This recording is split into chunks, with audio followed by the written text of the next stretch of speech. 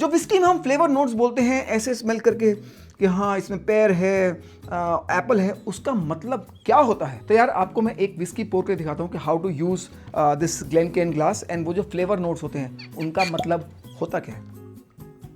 मैं वैसे 10 to 15 ml पोर करता हूँ कि मुझे उतना ही पीना है। Basically then you can see the colour, but when you nose the whisky you get some flavour notes. So now your nose is very close to the whiskey and you get those flavor notes. Flavor notes कहाँ से आते हैं? So basically जब fermentation होता है तो सिर्फ alcohol नहीं बनता, बहुत सारे कंपाउंड्स बनते हैं, कुछ 30, 35, 40 कंपाउंड बनते हैं.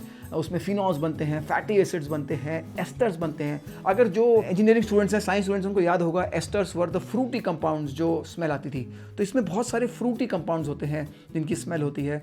And it's not just alcohol, it has all those compounds. So when you get those flavor notes, that's how you can appreciate a whiskey. और जब फिर डिस्टिल होता है तो depending on the shape of the copper still, कितना ज़्यादा surface area है तो लाइटर ऑयल्स होंगे वो एस्केप कर जाएंगे और जो हैवियर ऑयल्स होंगे वो कंटेन कर जाएंगे. और अगर छोटी स्टिल होगी तो हैवियर ऑयल्स भी एस्केप कर जाएंगे. और आपने देखा होगा कॉपर स्टिल की जो बाद की जो आर्म होती है, इसको कॉल्ड द लाइन आर्म, अगर वो डाउनवर्ड स्लोपिंग लाइन आर्म होगी तो हैवियर कंपाउंड्स भी एस्केप कर जाएंगे. बट अगर वो अपवर्ड स्लोपिंग लाइन आर्म होगी सिर्फ लाइटर कंपाउंड्स ही एस्केप करेंगे.